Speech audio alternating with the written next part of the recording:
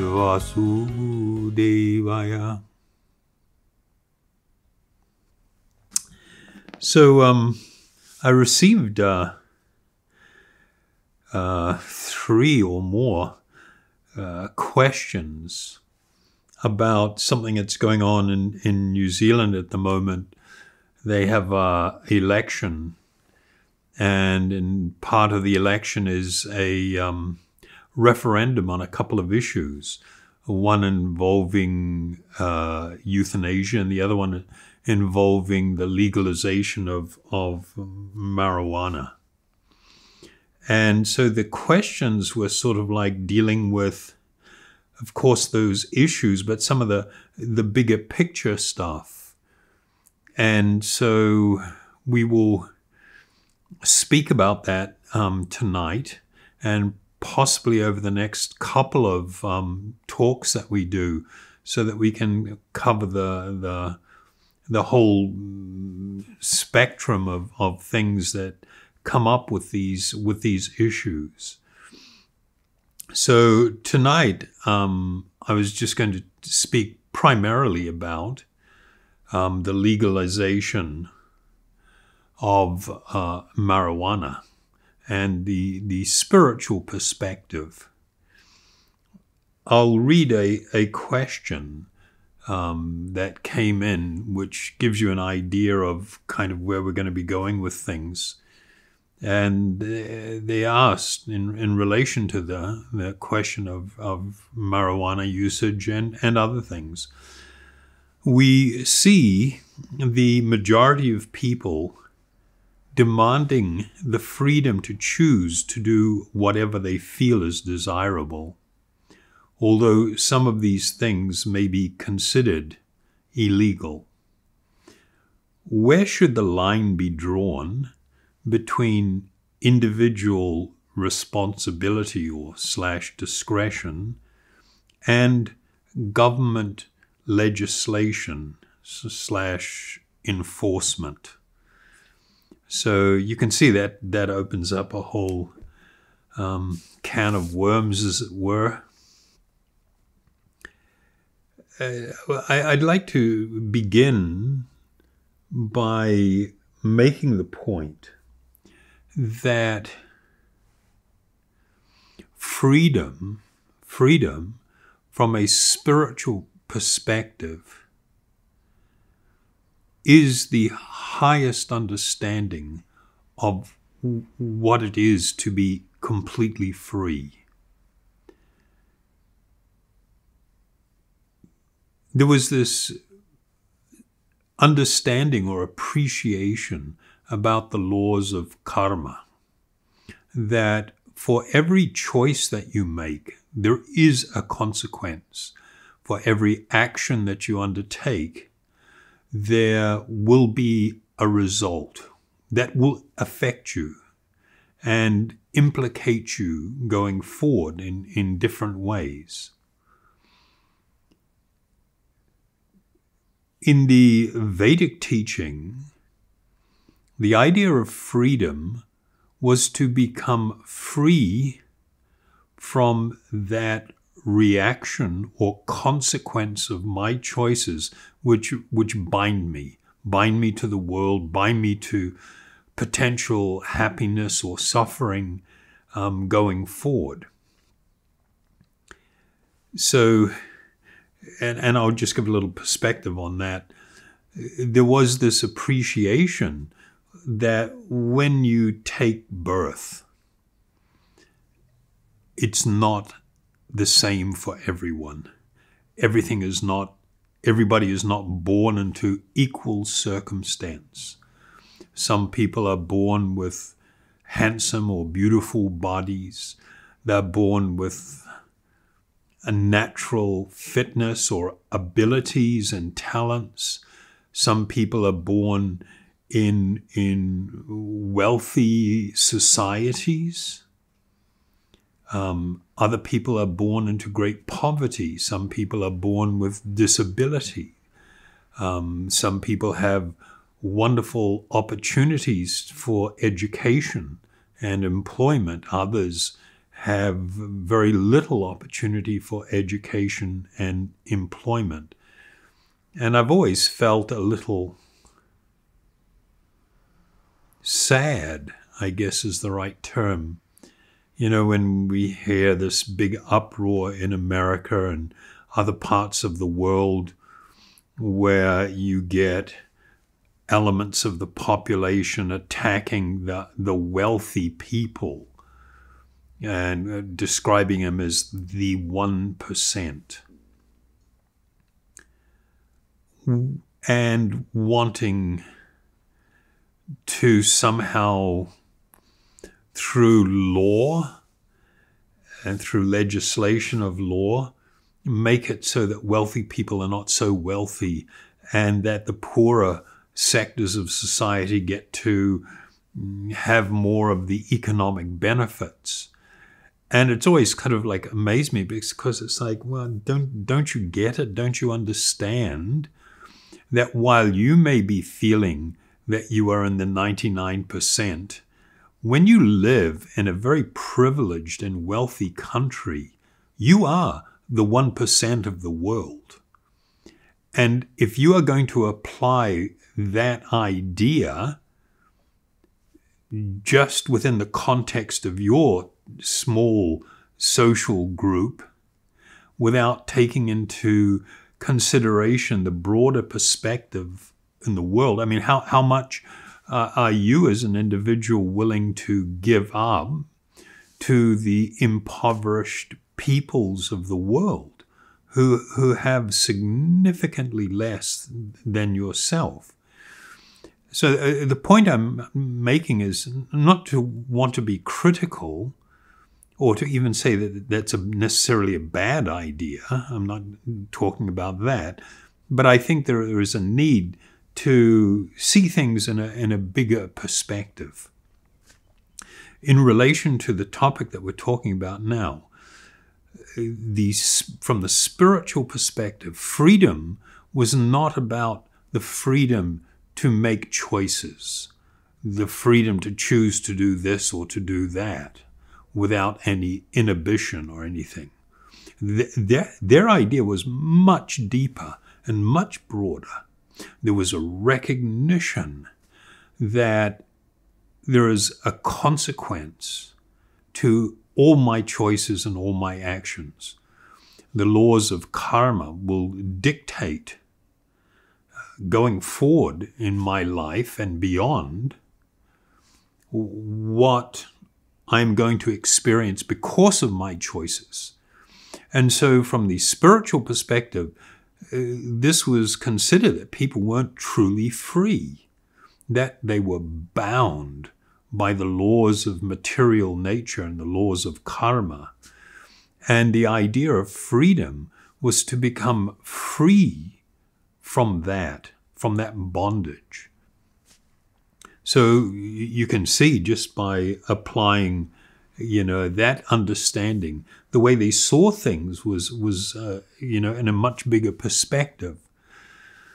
The question that was asked sort of raises the questions of morality, if I can use that term, in terms of for societies, what societies are willing to embrace as being allowable or probably good, and what they are going to reject. But we won't get into those sort of issues here tonight. We'll look at that maybe in 2 weeks away. So what we're going to discuss here is like just in relation to the issue of marijuana usage. Firstly, I'm not a prude.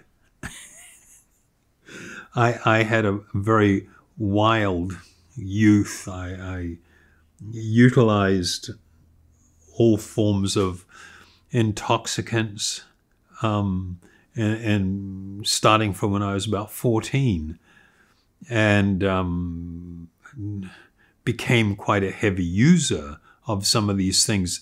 For me, I had this notion or idea that it could somehow, marijuana and hallucinogenics could somehow induce a spiritual experience or some bigger understanding or realization of consciousness, of the world, of my purpose in life and things like that. And so this was the excuse that I used in my youth.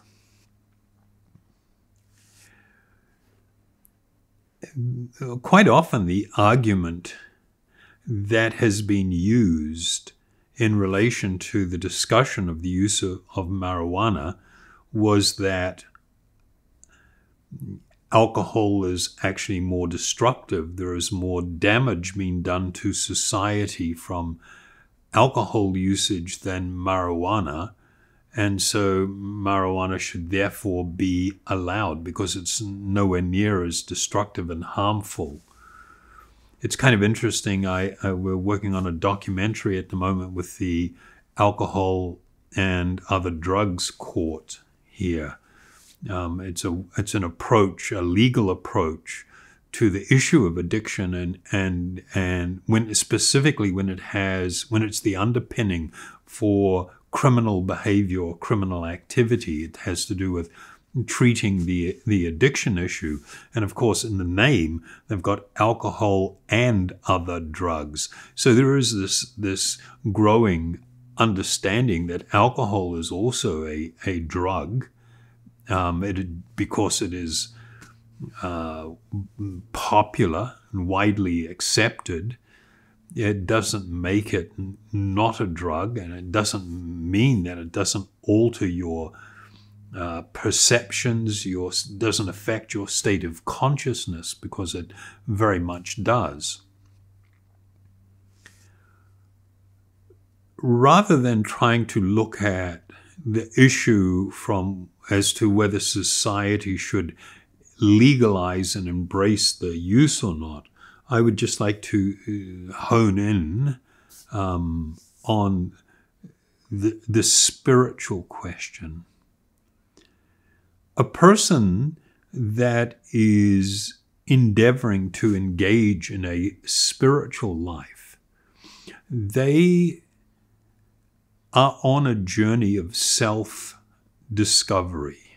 And when we say self, we are talking of the actual spiritual being residing within the body, and the one that is meant to be using and not being used by the mind.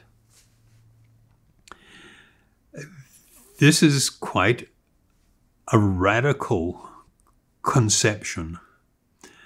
And it's sort of like, wow, it is diametrically opposed to materialism. Materialism is built upon the fundamental idea that I am material, that this body is me, and the mind, which is perceived to be a function of the brain, which we understand it is not, that this is who I am, and to fulfill my desires in a way that doesn't cause harm to others, supposedly, is meant to be the objective and goal of life. We know that to be incredibly short-sighted and leads to the great unhappiness and lack of fulfillment being experienced in the world now. So on this spiritual journey of self-discovery to reconnect with my deeper inner spiritual being, one of the huge obstacles is considered in all schools of yoga to be the mind. The mind and its propensity to be caught up in emotions in different ways, and to be the big driving force for choices and actions that will come from those choices. is considered a huge impediment for the yogi. When the mind is uncontrolled or unbridled, it is actually described in the Bhagavad Gita as being one's greatest enemy, whereas a mind that is controlled and directed and utilized can be one's greatest friend. One of the things that we do in the classes that we run in prisons and things is to try and teach people impulse control through meditation and mindfulness. We have this big problem in the world where society is actually being totally driven by advertising fundamentally. And now that is very much encompasses social media use, because social media use is all about moving people's opinions and offering products and services which can be exploited for financial gain. That's what it's all about, totally about, at least from the point of view of those people that design it and provide the platforms for everybody else to use. One of the great principles, and when I say great, I mean it's tremendous in size and power, not that it is great or wonderful. One of the great principles or foundations for both materialism and consumerism is the idea that I should not exercise impulse control. I should give into whatever desires or thoughts or things that come to me. And of course, the idea is that people will be placing desires and wants in my mind and trying to get me to, without any consideration of what it's really going to cost, what the real cost is going to be, and the effect it will have on me, just go out and spend the money and get the experience or the object or whatever, and I will become fulfilled and happy by doing that. And this is a terrible idea. It is absolutely not only terrible, it is actually a destructive idea. So in the yoga system, there was this focus about bringing the mind within my control and my making conscious choices. What kind of a life am I going to live? What is the purpose of my life? And to consider whether my choices and the actions that I am taking are actually going to help me achieve that purpose. One of the most serious problems with all forms of, and I'm going to broadly categorize them as intoxication, is that they completely empower the mind. They have a tendency to help people become lost in the world of thoughts and ideas and emotions, which can often be disconnected from the reality of this world and the reality of what we need to do to live a happy and productive and deeply meaningful life. So from that point of view, the idea of recreational use of marijuana or alcohol or any other kind of mood-altering substance is never going to help a person from a spiritual perspective. And in all likelihood, what it's going to do is make it so that their life passes by. In this documentary I mentioned we're doing with the drug court, I mean, you see people that have been heavy users of alcohol, for instance, for almost all of their life. and they're already grandfathers, for instance. And there's one gentleman that got up in court and he broke down and cried because his grandchildren told him that they had always been scared of him. And he had absolutely no idea that that was the effect that he was having on them. It was due to his, heavy usage of alcohol, his disconnection from, family and the environment, and just being locked into his head and the experience he's having. And the idea that his sweet little grandchildren had always been scared of him and now were revealing this, he broke down and cried. This is just like, and I can give limitless examples of how when we are not present, when we are not functioning in a thoughtful and compassionate and kind way with those in our immediate circle of influence, we are not going to have the quality of life that we actually seek and desire within our heart of hearts. There is a big issue with now the hybrids of the hybridization of marijuana. It's incredibly more potent than it was when I was a young person. 50 years ago when I was using it.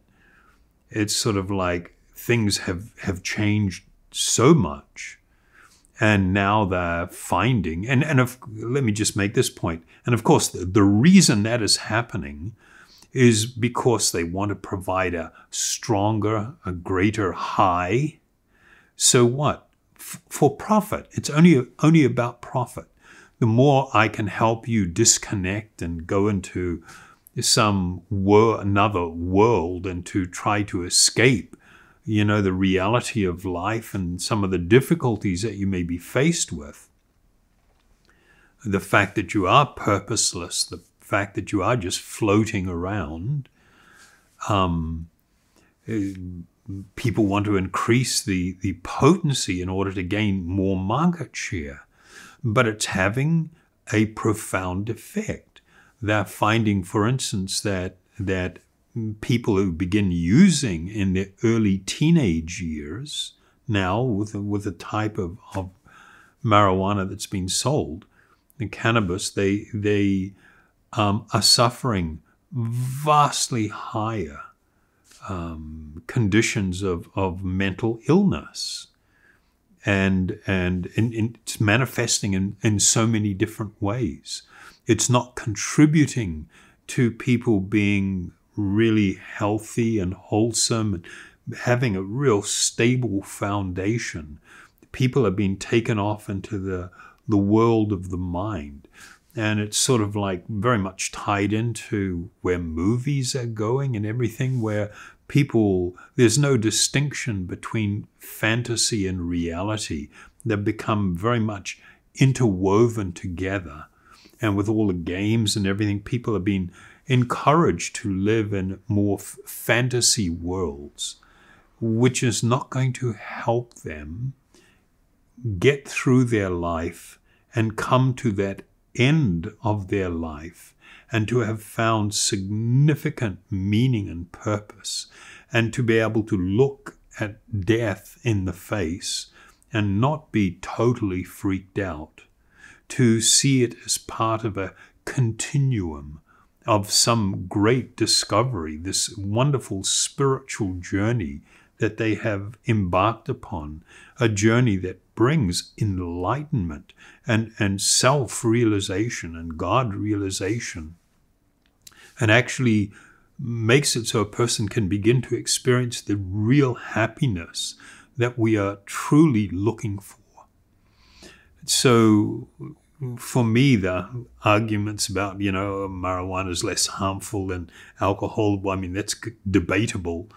And let's see, they're finding, for instance, in America, in the states where it's already been legalized, the amount of people being caught on the road, intoxicated, the number of accidents attributed to marijuana usage is really going through the roof, vastly more than prior to legalization. So there are a lot of issues, and we're not going to talk about all the social issues, the mental health issues, the problems that come from it. We're just purely looking at it from a spiritual point of view. If you are engaged in taking substances and doing things that empower the mind to control you and run your life, this will lead you away from self-realization, a realization of who you truly are, and discovering your real worth as a spiritual being, and to taste the great joy and happiness that comes from this enlightenment. And so fundamentally, from a spiritual perspective, it's really not a good idea. Socially, people are going to do what they're going to do. The thing is, how should, I think, society deal about it, deal with it? And unfortunately, there's not enough focus on a higher purpose or meaning to life. Everything's become very cheap and nasty in the sense that it's all just about physical looks and the ability to buy sneakers that are worth just hundreds and even $1,000+ and it's just like, what are you thinking in placing value on all the trash and garbage, rubbish that different so-called influencers want to entice us to become involved with? It's unfortunate. So I would like to ask you to join me in a kirtan meditation. We'll use the mantra Gopala, Govinda Rama, Madana Mohana. And take the time to breathe, to take this transcendental spiritual sound in through your ears, into your heart of hearts, and to actually immerse yourself in this wonderful sound, learning to develop a meditation habit, a daily practice, is actually of tremendous importance. This will transform your life. It will help you with purpose and understanding and perspective. It will lead you to real freedom and to true happiness. Thank you very much.